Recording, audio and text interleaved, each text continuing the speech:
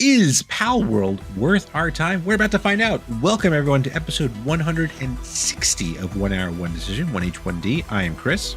And I am Tom. And we take 60 minutes and play a random game on Xbox Game Pass and decide, well, Tom, are pals worth it to keep playing a game with monsters with guns? In their world, Chris. In their world. Not our world. Imagine that. That would be a really crazy world.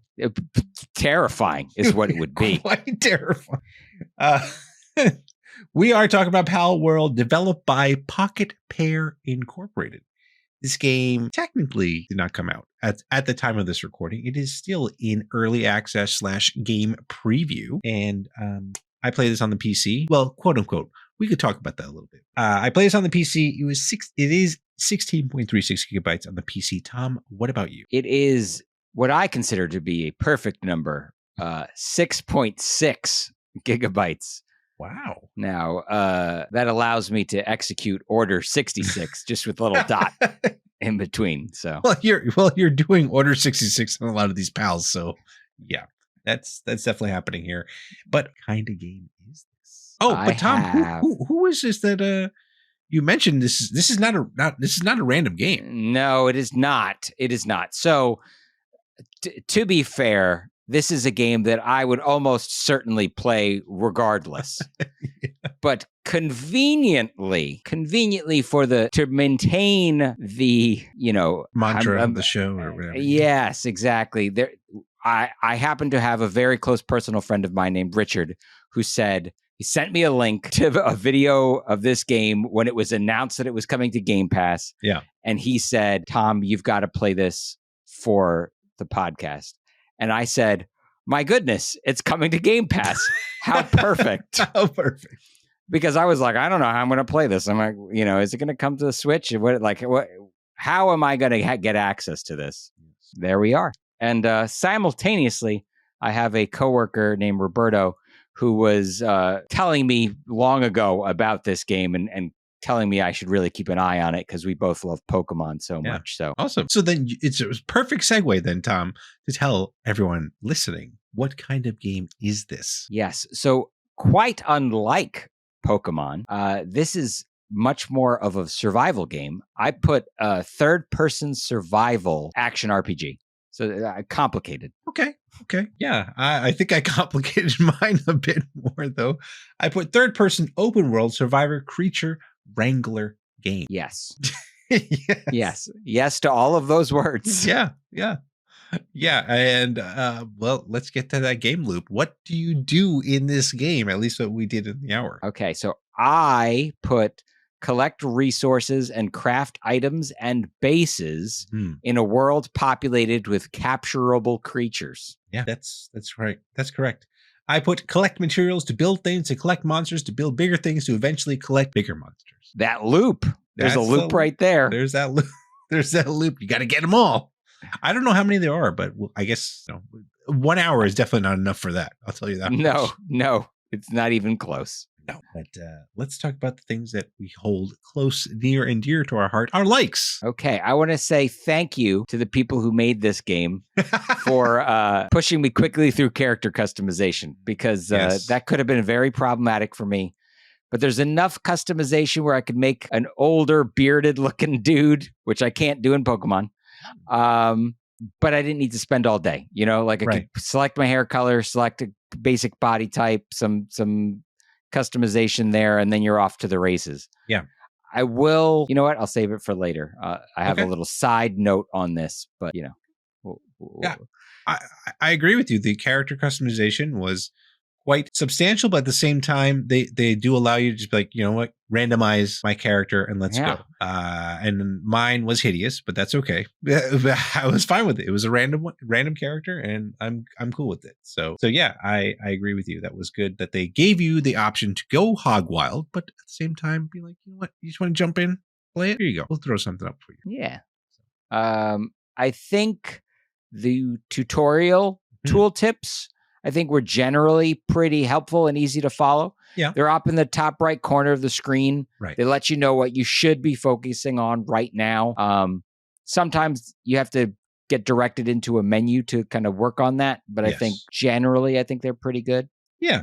Again, considering early access, right? Like exactly. The game is still in development, so we can't be too harsh on it. Maybe we can, but yeah, that's true that they kind of give you kind of a bullet checklist of sorts to be like, hey, do these things and you'll survive. Because like, yeah, you're kind of just dropped into this world and it's like, good luck, but not really, because you got the top right corner there to help you. So there's definitely that. And I mean, we kind of talked about it, but this game feels oddly familiar to 2, possibly 3 different franchises. And obviously the one very familiar is, of course, Pokemon. And then there is a game that I've played a little bit, but I didn't really get into, was Ark.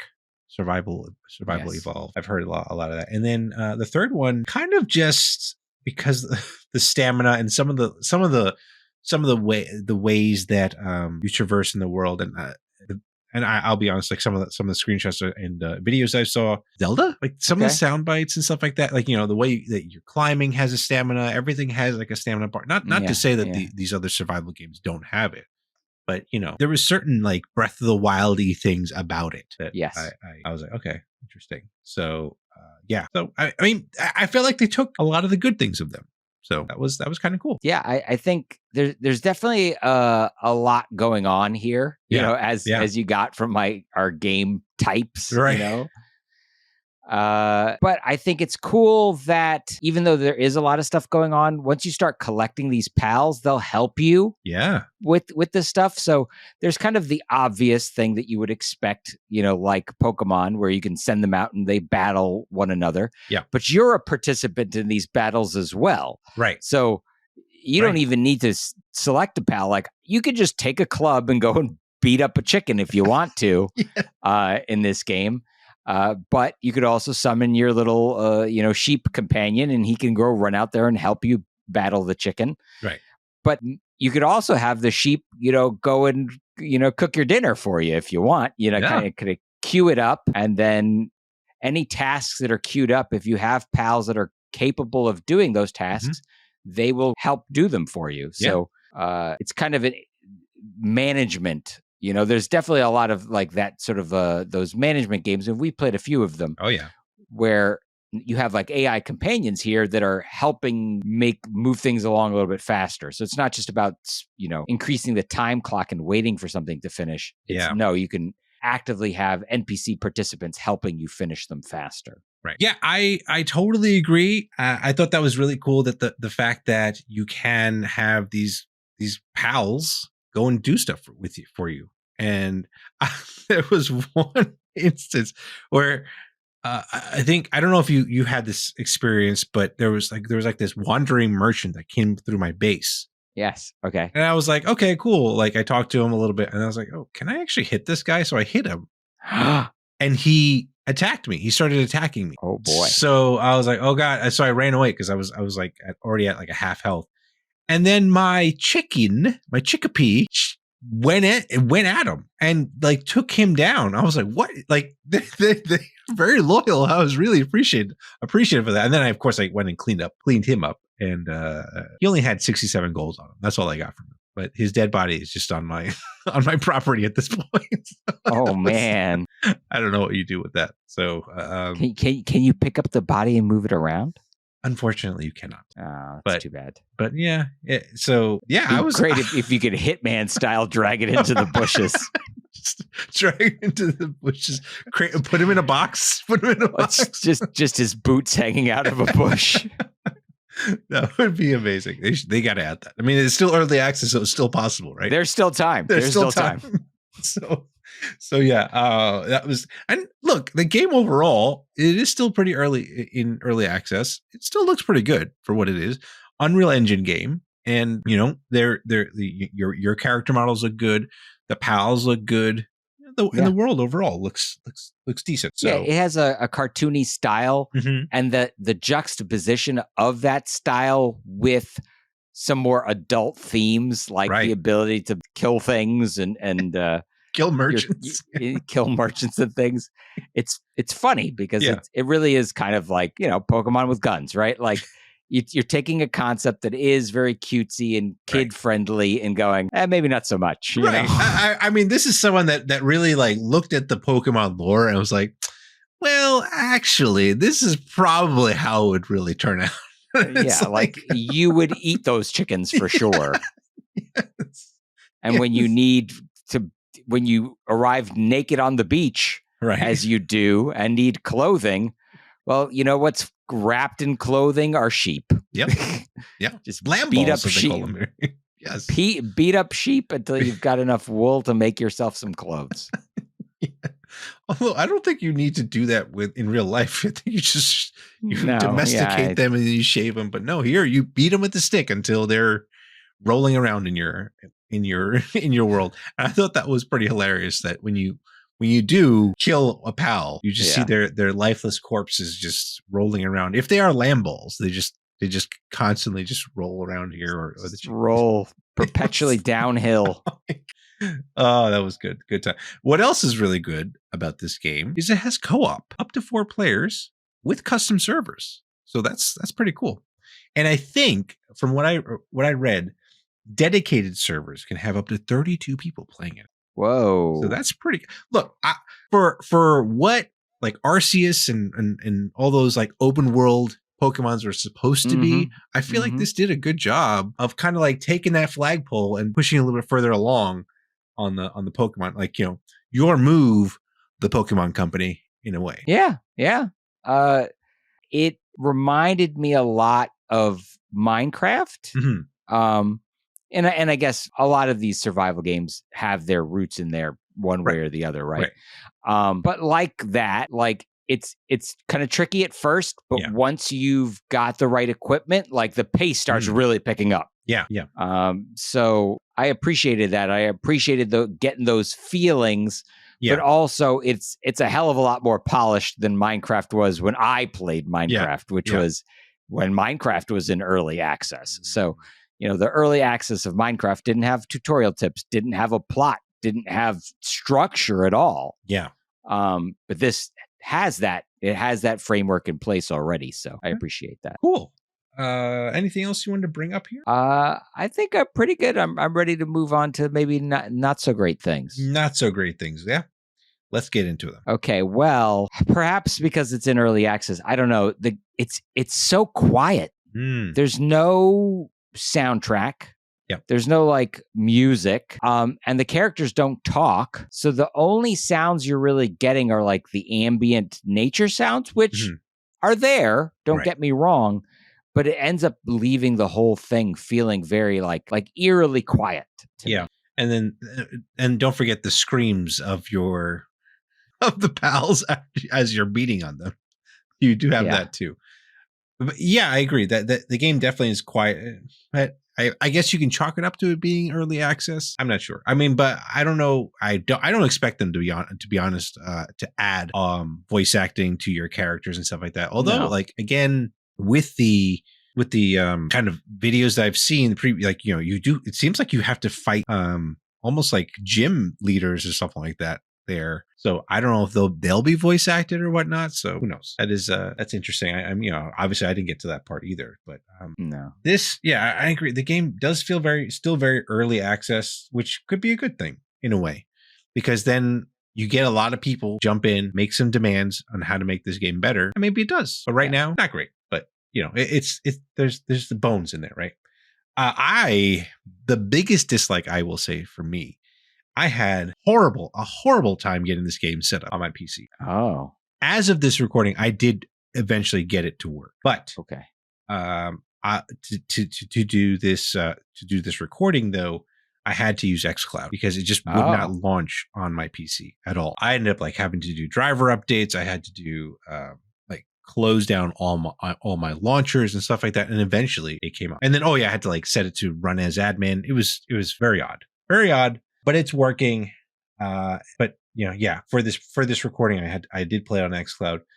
And what else did I'm not a survival game player, because like, especially when you have to do the management of like materials, management of your character feeling hungry. Now, not only are you have to care for your personal character, you have to make sure your pals are fed, stuff like that too. So you have to take care of all of them. So if you like, I can't imagine when you have like your little army of pals, you having to manage all that, like making sure they're all fed and you're fed and all that stuff. Hopefully there are other pals that are there that are like a little bit more self-sufficient. I don't know. But that was going to drive me off the wall if I had to do all that. And the other thing, because building is really important in this game, and we played a building game, Grounded, before. Yeah. I liked there's certain things I wish that this game did that Grounded did pretty well. One of them being like, if you build something, you can actually just move it around. I unless I was just a bit of a dullard, I didn't find a way to move items. No, you have to just deconstruct them and then rebuild them. See, that's not cool. Just let me move it. Move my chest over to a place that makes a little bit more sense. Yeah, because maybe that initial placement is no good. Right. And I mean, I feel like it was good when you first put it down, right. And now it isn't good anymore. Yeah. So that was rough. That was rough. What else did you not like about this game? I didn't like that you start the game basically naked. That you're in your underwear. Yeah. Like, I don't know. It's just I understand that they want you to like learn how to craft your own, clothing and stuff like that. Yeah. But maybe I would have accelerated that in the early stages of the game. Like, move to building clothes quickly. I want some pants, please. Right. I also put down that the corpses of pals linger in the world.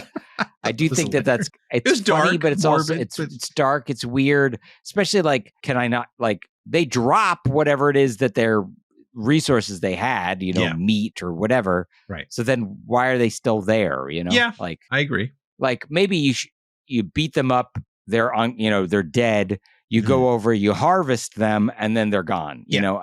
Something like that. Yeah, kind of like a Monster Hunter or something like that. Yeah, they should disappear from the world. I agree. You also mentioned something which I thought you were going to touch on, the customization, not being able to change it. Yes. So I really did not like that as you're leaving character customization, it says to you, heads up, you cannot change this after you've selected it. Oh man, that's terrible for me. It's like, well, I better really like this decision. Yeah. On top of that, and thank you for reminding me, is you don't get to name your character. Right. Your character just is assigned like a number. Yeah. And that's their name. Yeah. And I only noticed this when I like went back to like reload my save, and it's like player 1, 2, 3, 4 or something like that. And I'm like, what? And then I realized I never named my character, and you don't have the ability to do that. So another miss is I don't think you can name your pals. No, you can't. So maybe it's no nicknames for these guys. It definitely feels incomplete. Yeah.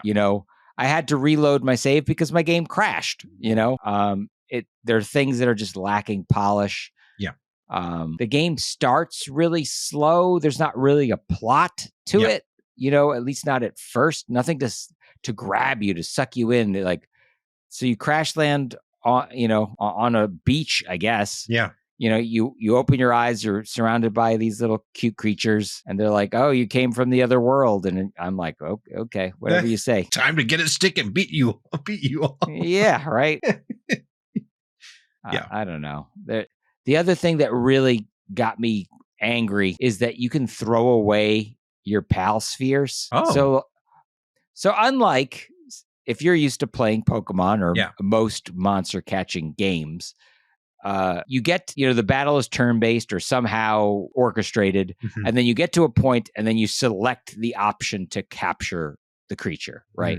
Not so in here. Like, it's an action game, right? So you're battling it, your pal is battling it, and while that's all happening, you have to select your pal sphere, aim it, and throw it. And if you miss, like, that's it. It's gone. Like, and you spent resources to craft the thing. It's just gone. It's gone from your again. Inventory. Wow. Nope. It's not out in the world. You can't re-pick it up. And I was just like, man, I threw away a couple. And just, jeez, especially early on. Oh my! Especially just accidentally hitting that button. Yeah. You just chuck it at the ground and it's gone. Like, I was like, it was frustrating. You know what else is frustrating? I just as I was just thinking about it is the fact that when you're trying to capture these things and you got a pal with you, if you don't throw that ball quick enough, they can kill him before you can catch him.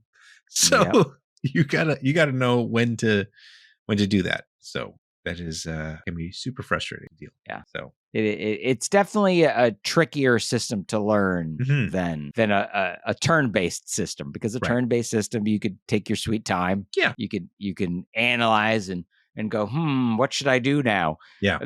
You don't get that here. Nope. It's very fast-paced, and you have to make decisions quickly, and you can fumble pretty easily as a consequence. Agreed. This game, again, we talked about the building and all this stuff.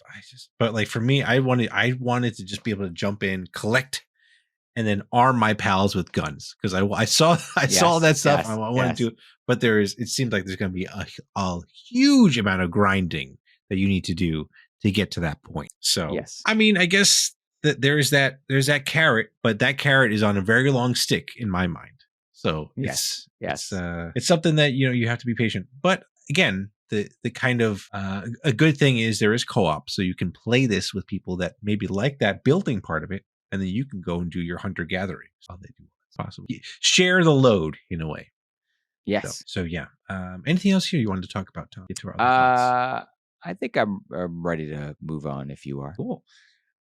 This game, like I mentioned, is early access, so there is no How Long to Beat yet. This game does have Xbox Cloud saves and xCloud compatible. So PC to Xbox saves are all there, and you can play it on the cloud. So that's how I played it, because I couldn't get it to work. So that was that. What do you got, Tom? You found a solution, Chris. I did. So I discovered that this is the developer's second open world survival game. They made a game called Craftopia, which it's definitely something that's been played by streamers and things like that out in the world. And Craftopia looks a whole lot like Breath of the Wild. So when you mentioned it earlier, I was like, yeah, there's definitely some Breath of the Wild style DNA in here for sure. Interesting. Okay. Interesting to note, the developer claims that Pokemon is not one of their inspirations. And I said, how is that even possible? That sounds preposterous to me. Yeah. But once I finished reading, I was like, okay, I see it. Yeah. So the monsters, they're saying, are actually inspired by Dragon Quest. Okay. Artistically, they do look much more like Dragon Quest creatures than they look like Pokemon. They do. Just the style of the art, and having watched quite a lot of Dragon Quest. Sure, but there are definitely some characters, or like some monsters or pals, you want to call them, that you can see are heavily influenced. Like, there's no way that I think there's like a water creature that looks exactly like a Gyarados. I'm like, come on, I'm just saying. I'm with you, Chris. Also, funny that you mentioned it earlier.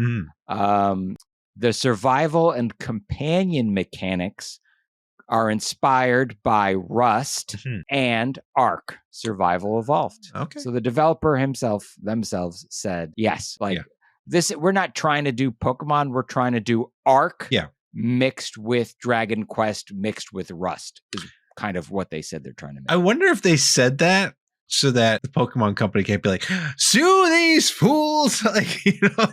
Yeah. I mean, listen, if I was anyone making anything and there was any kind of line that could be drawn back to Nintendo, the Pokemon company, etc., I would deny that 100%. Because nobody reacts quicker to shut people down than Nintendo does. 100%. They're good at that. They have the best lawyers in town. Please don't shut us down, please. All right. So, Tom, we have to come to a conclusion here. Yes. And figure out, is this a game that we're going to be keeping on our respective hard drives, or like those PAL balls or PAL spheres, you throw them away and never see it again? Well, Chris, I've got to say, despite its sluggish start, I am curious to see how the game progresses especially as I get more comfortable with the mechanics. Right.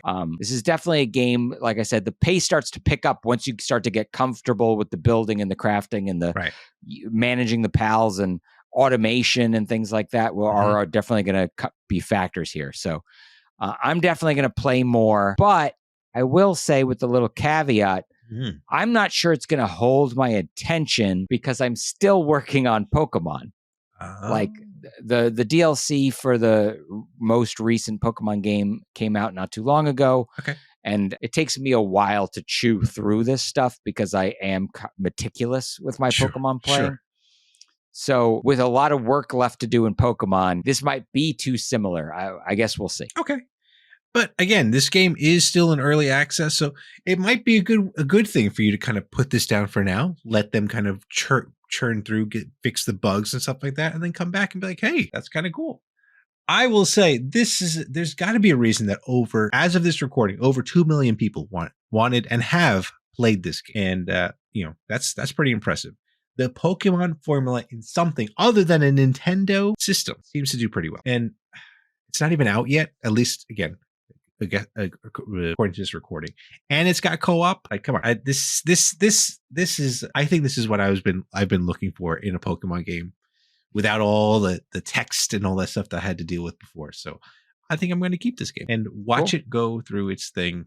Hopefully become a better game. Yeah, I should note that we both played this solo, or at least I did. Right. So it might be fun for the two of us to get together and play a little bit of this online. Yeah. See what we can accomplish together. I'm actually curious because generally these games that come to Game Pass, they have an expiration time, right? When they'll be dropped off. It is in game preview, so like, does that mean that this game will be still available after its release? Part of Game Pass, I'm kind of curious how that works, because the only game preview game that I've played is Grounded, and obviously that's a Microsoft studio, so it's going to be on the Game Pass. Yeah. Anyway, those are our thoughts. Let us know what you think of this game. Follow us and say hello on Twitter at TC1H1D, or shoot us an email at TC1H1D@outlook.com. Check out our next streams on Twitch at twitch.tv/1H1D. And, we put these out on YouTube too. So if you want to put a comment out there and say how I should have probably installed this game to get it to work, you could do that. Maybe I'll respond. But, that's that. And 1H1D is part of that QTB network. And if you like any kind of cool gaming content, please check it all out at quitthebuild.com/network. All right, Tom. Okay. I think we're done with requests for a little bit. Maybe. For a little bit. Yes. Maybe it's time to get back to the good old surprise me button. Let's do that. Surprise button. We missed you, and we will please. Hopefully, you don't give us a roguelite or I don't know, a game that doesn't have feet in it. Here we go. That's the bar. That's how low the bar is, Chris. Needs feet. Yeah, kind of. Maybe this game will have it. Somerville, I think. SOMERVILLE, all one word. Somerville is the next game that we're going to be playing, Tom. So we'll see how this goes. I've no idea what it is, Chris. I guess I'll learn. We will learn together and let you all know what we think about it. But until next time, thank you so much, everyone, for tuning into this episode, and we will catch you on the next one. Thanks, everybody.